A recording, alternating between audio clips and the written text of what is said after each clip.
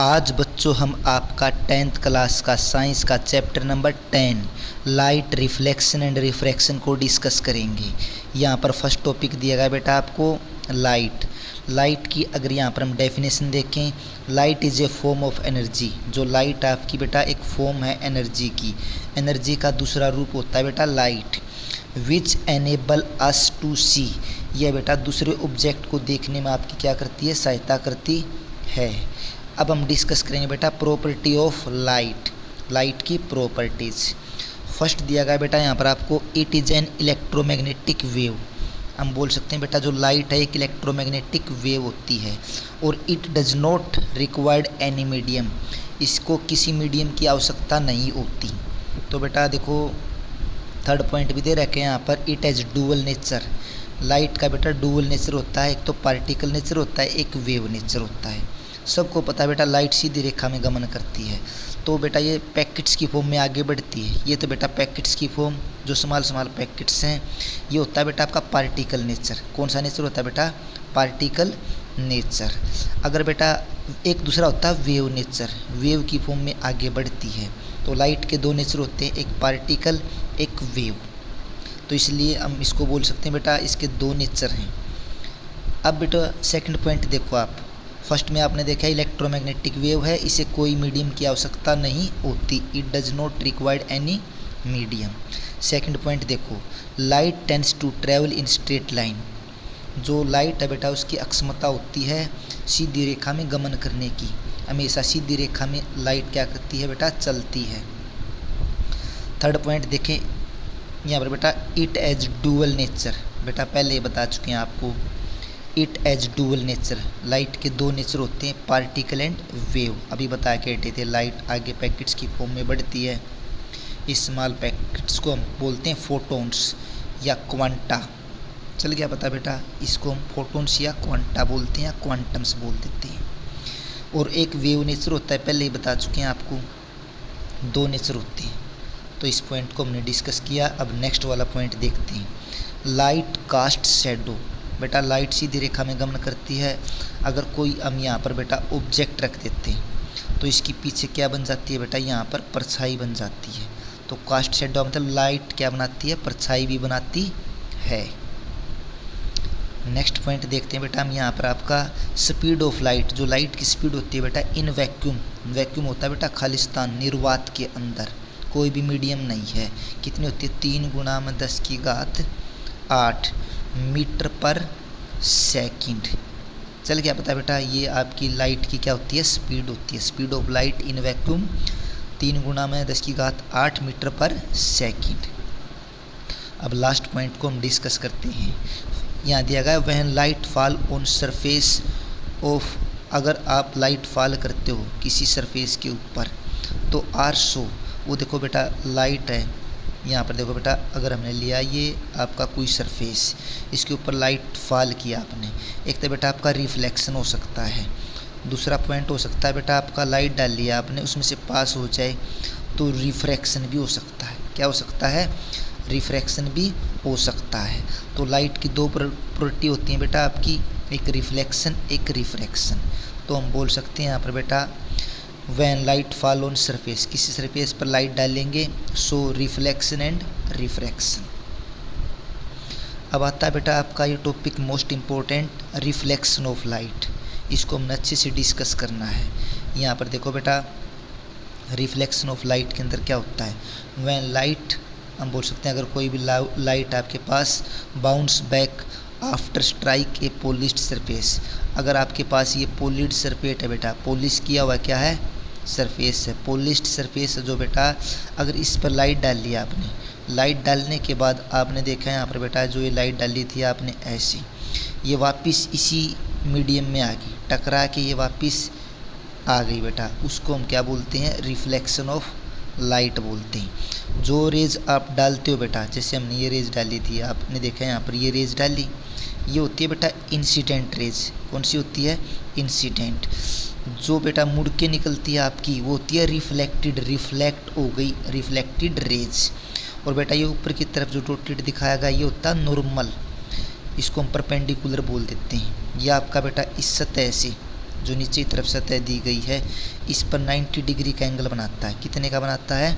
90 degree का angle. तो बेटा जो एंगल नॉर्मल से बनाएगी इंसिडेंट रेज, जो बेटा ये इंसिडेंट रेज आई थी, एंगल बनाएगी आई। और बेटा जो नॉर्मल से रिफ्लेक्टेड रेज एंगल बनाएगी एंगल आर। ये सब बातें हमें पहले ही पता है, बैक वाली क्लासों के अंदर भी हम डिस्कस कर चुके हैं।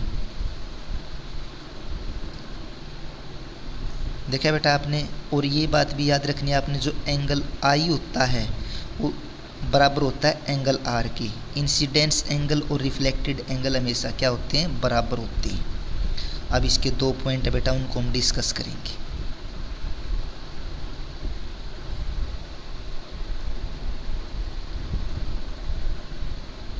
अब देखो बेटा first point, angle of incidence is equal to angle of reflection. पहले ही बताया था बेटा मैंने, एंगल आई एंगल आर के बराबर होता है।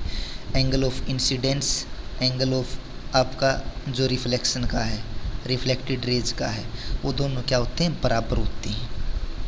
अभी ये पॉइंट देखें बेटा सेकंड, द इंसिडेंट रेज जो आपने देखी इस सतह पर डाली थी, ये फर्स्ट रेज, नीचे आपका पॉलिश्ड सरफेस था।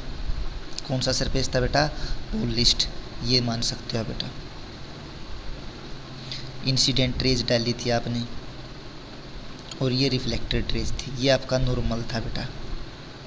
चल क्या पता बेटा, इंसिडेंट रेज ये वाली बेटा आपकी, और आपकी रिफ्लेक्टेड रेज ये निकल गई थी बेटा, और एंड नॉर्मल आपका बेटा ये नॉर्मल है। At point of the incident, ये पॉइंट जहाँ पर इंसिडेंट रेज टकराई थी, ये वाला पॉइंट बेटा, ठीक है। All lie in the same plane, तीनों एक ही प्लेन में लाई करते हैं बेटा। देखो इस सतह से ऊपर हैं तीनों, ठीक है। तो एक प्लेन में क्या करते हैं बेटा? ये लाई करते हैं, एक ही प्लेन में होते हैं। अब आती है बेटा, हम इमेज को डिस्कस करेंगे बेटा। ये इमेज टॉपिक आप आगे पढ़ोगे तब अच्छे समझ में आएगा, फिर भी हम इसको रिवाइज कर लेते हैं। इमेज होती है बेटा आकृति, image. It is a point, बेटा ये वो पॉइंट होता है वेयर एटलीस्ट 2 लाइट, बेटा ये वो है पॉइंट है जहाँ पर कम से कम 2 light rays actually meet, real में मिलती हों। क्या करती हूँ बेटा? रियल में मिलती हों, उसको क्या बोलते हैं बेटा? आपका हम बोलते हैं इमेज। अगर ये पॉइंट है, इस पर 2 रेज आके मिल गई तो ये आपकी क्या बन जाएगी? इमेज बन जाएंगी। या हम बोल सकते हैं अपीयर टू मीट, मिलती हुई प्रतीत होती हों, तो उसको हम क्या बोलते हैं बेटा? इमेज बोलते हैं। इमेज आपकी 2 तरह की होती है। फर्स्ट बेटा आपकी रियल इमेज। रियल इमेज कौन सी होती है? जो रियल इमेज है आपकी बेटा, हम इसको वास्तविक आकृति बोल देते हैं, जो रियल में बनती है। इट इज़ फॉर्म्ड, जब यह बनती है, when light rays actually meet, जब बेटा आपकी रियल इमेज बनेगी तो light rays actually meet, real में आप बोल सकते हो असलियत में मिलेंगी। कोई हम ये नहीं बोल सकती अपीयर टू मीट, ये बात नहीं बोल सकते। एक्चुअली 2 रेज, कम से कम 2 रेज मिलेंगी तब आपकी इमेज बनेगी। अब बेटा नेक्स्ट पॉइंट है second, can be obtained on screen, जो बेटा रियल इमेज बनती है इसको हम पर्दे पर प्राप्त कर सकते हैं, स्क्रीन पर प्राप्त कर सकते हैं। थर्ड पॉइंट बेटा, ये इन्वर्टेड होती हैं बेटा। ये इन्वर्टेड का मतलब होता है बेटा ये उल्टी होती हैं, ठीक है। जो रियल इमेज होती है हमेशा जब बनेगी उल्टी बनेगी। जब इनके एग्जाम्पल करेंगे कनकेव मिरर, आपका कन्वेक्स मिरर, तब आपको और अच्छे समझ में आएगा। अब नेक्स्ट है बेटा आपका वर्चुअल इमेज, जिसको आभासी आकृति बोल सकते हैं हम बोल सकते हैं it formed when light rays appear to meet. अगर किसी पॉइंट पर ऐसा लगे आपको 2 रेज मिल रही हैं आके, डॉटेड ले लेना बेटा, इसको डॉटेड ले लिया आपने। अगर ऐसा लगे यहाँ पर 2 रेज आके मिल रही हैं तो हम बोलेंगे बेटा उसको क्या बोलेंगे? आपका वर्चुअल इमेज, आभासी बोलेंगे। क्या बोलेंगे? आभासी। अपीयर टू मीट याद रख लेना बेटा। नेक्स्ट है can not be obtained on screen, इसको हम पर्दे पर प्राप्त नहीं कर सकते। और बेटा जो वर्चुअल इमेज होती है हमेशा इरेक्ट होती है, सीधी होती है। क्या होती है बेटा? सीधी होती है, उसी प्लेन में होती है, ऐसे आप याद रख सकते हो। इरेक्ट का मतलब होता है सीधा। अब बेटा नेक्स्ट टॉपिक आपका इमेज ऑन प्लेन मिरर। अगर आपने इमेज देखनी है प्लेन मिरर पर, बेटा आपके पास ये कोई भी प्लेन मिरर है तो आप देखोगे इसके अंदर जो प्लेन मिरर दिया गया है इसमें अगर आपका ऑब्जेक्ट यहाँ पर है, ठीक है बेटा, ये आपकी एक्सिस सतह है, ठीक है। अगर आपने रेज यहाँ से यहाँ डली बेटा, वापस इसी डायरेक्शन में आ जाएगी।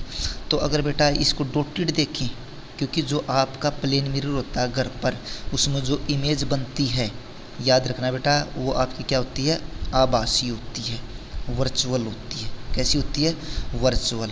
अगर दूसरी हम डाल दें यहाँ पर बेटा तो इस तरह मुड़ जाएगी। ये तो बेटा इंसिडेंट और रिफ्लेक्टेड वाला काम हो गया जो पहले पढ़ा था हमने, एंगल आई और एंगल आर।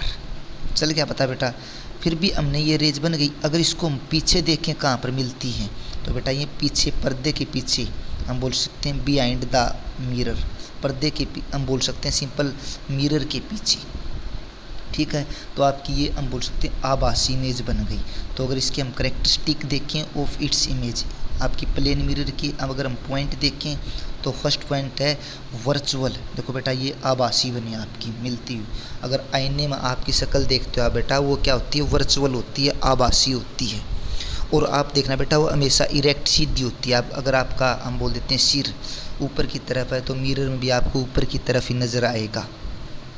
और इरेक्ट वर्चुअल हो गया आभासी बेटा, और इरेक्ट होता है सीधा। आपको बताया अगर सिर ऊपर की तरफ है तो आपको मिरर में सिर आपको ऊपर की तरफ दिखेगा।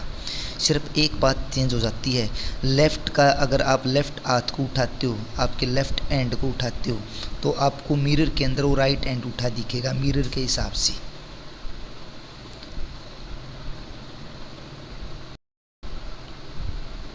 अब बेटा नेक्स्ट पॉइंट है इक्वल टू द ऑब्जेक्ट।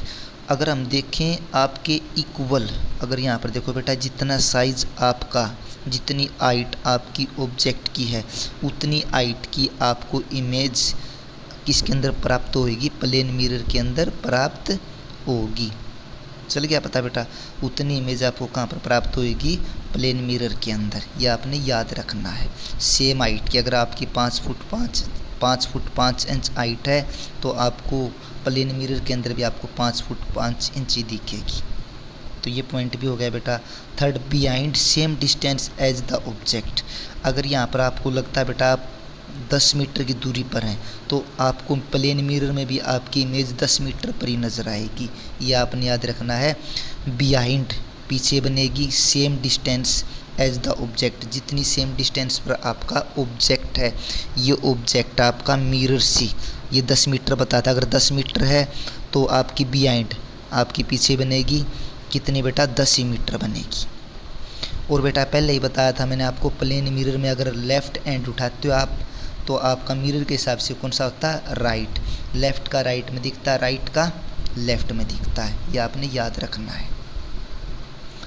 उसको बोलते हैं बेटा हम लेटरली इन्वर्टेड। ये दे रखा है बेटा लेटरली इन्वर्टेड। अब इसको आप देख सकते हो। एम्बुलेंस देखी होगी बेटा आपने, एम्बुलेंस में जो वर्ड होते हैं आपको लगता है उल्टे लिखे हुए हैं, क्योंकि बेटा जब अगर कोई भी पीछे से एम्बुलेंस आ रही है, आगे साधन वाला देखता है, तो अगर उसी से हम देखेगा तो आपका प्लेन मिरर में देखेगा तो उसको नज़र आएगा लेफ़्ट का राइट में, राइट का लेफ़्ट में।